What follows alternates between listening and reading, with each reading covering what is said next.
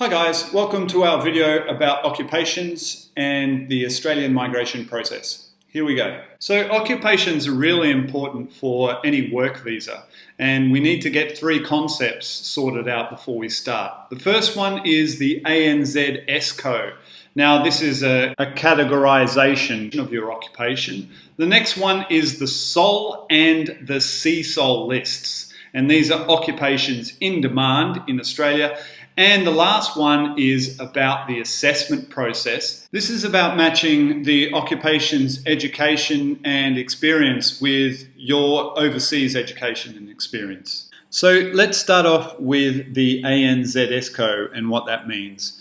It stands for the Australian New Zealand Standard Classification of Occupations. Now, the government website in charge of these classifications is the abs.gov.au, and the best way to search for it is on Google. We recommend that you put in your occupation and that you use the ANZESCO term. I'll show you right now. So here I'm putting in ANZESCO, and I'm going to use the accountant as an example. So I put that into Google and all these sorts of different websites coming up, but you'll notice the ones with abs.gov.au. They're the ones we really want to have a look at. So if we select that, we'll go into the abs.gov.au site, and it takes us to the unit group of accountants. We'll see at the top it's got the Australian New Zealand Standard Classification of Occupations there.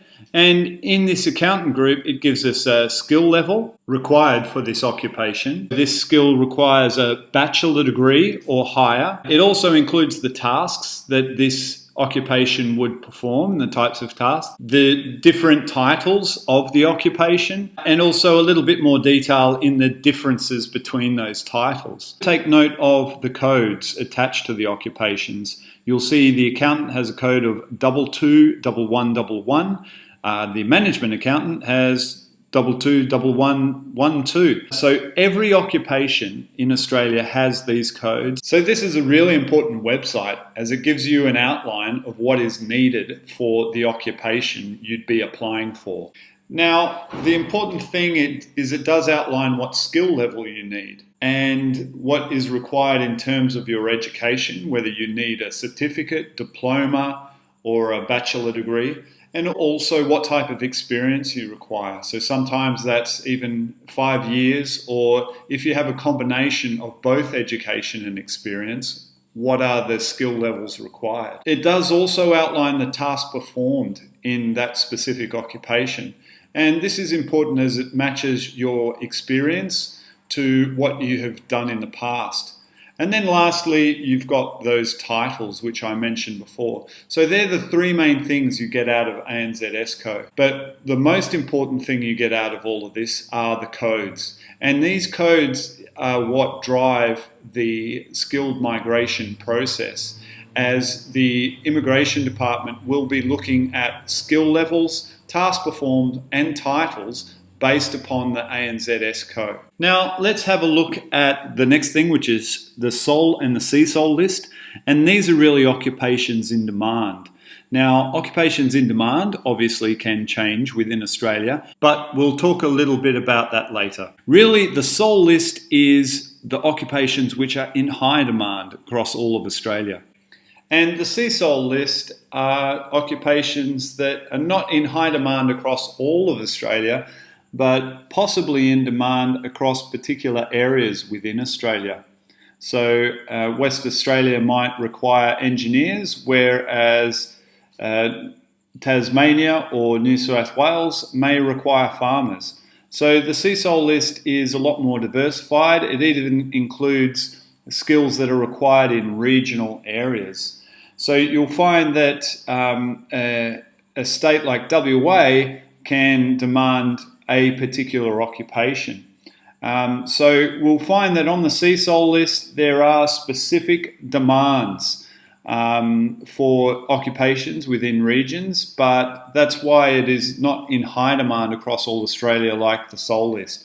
You'll find that sponsorship opportunities are also available for people with an occupation on the CSOL list.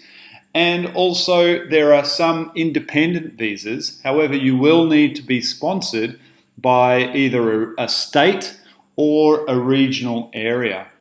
Now, going back to the SOL list, these are really high demand occupations. And so if you were to get a occupation on the SOL list, you can certainly be able to work anywhere. You can get more information about independent visas on this overview if you just click here.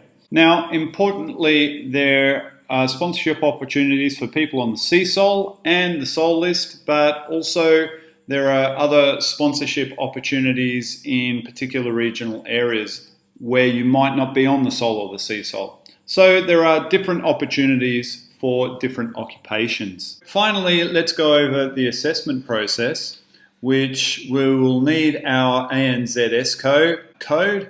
And what we need to do is examine either the SOL or the CSOL list. By looking at these lists, it will give us the assessment body. So I'm going to give you an example of the accountants, and I know they're on the SOL list, so I'm going to search on the SOL list. So let's look on the SOL list for accountant. If we go SOL list, and you'll find that the skilled occupation list, we want to look at the website with border.gov.au. Now we click on this and it takes us onto the SOL list. Importantly here, we'll see all the occupations down one side, and they've also got their ANZESCO codes. We'll notice for accountant, 3 assessment bodies. So for a primary health organisation manager, there is only 1 assessing authority, and these assessing authorities are weighing up your qualifications and education and experience and match them to the Australian occupation. For the example of an accountant, let's have a look at the ICCA as an assessing body. It comes up with the Chartered Accountants of Australia, and we would be able to find migration assessment here. So if we could click on that, it'll give us a rundown of the migration assessment, of how to apply and do all of that. So that's an outline for an accountant. The best way to research it, obviously, is on the web.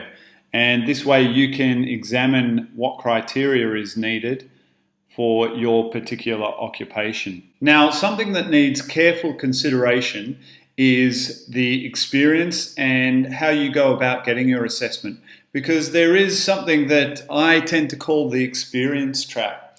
And what happens is that if you're working in your occupation, however, you haven't obtained your qualification yet. So if I've got this timeline here, I'm working and then I've obtained my qualification, you'll find that the experience is not really counted in between the working and where you obtained your qualification. Generally, they will only count your experience from the time you obtained your qualification to the current day or when you finished your work. So without your qualification, all of the experience prior to that is not counted. Now, this isn't for every case, of course, and we do recommend that you get specific advice to your situation. But one of the main jobs of the assessment body is to determine what date you actually obtained your qualification. So, in summary, your occupation is really important to your Australian migration options. You'll see that your occupation needs to line up with an ANZESCO code. And this really ties you in with not only the SOL and the CSOL list, but more importantly, the education level required for the occupation. There are some really important sites, one called joboutlook.com.au, which we recommend, and there is also anzescosearch.com.au, which has more information about the SOL, the CSOL, tasks required, all of those sorts of things. It's a great resource. We will put links below for these websites, but remembering that the list does change all the time. But if you're looking at the Job Outlook in Australia, these resources can really help you out making a decision. Thanks for watching our video presented by 123 Migration. If you can, number 1, subscribe, number 2, like our video, and number 3, comment below for any feedback. That would be fantastic. Also, if you want our contact details, they are on our YouTube channel, or you can go and check out our website details, which should be up there. We're always uploading videos, doing new stuff, so please subscribe to the channel and hope you enjoy. Thanks. Bye.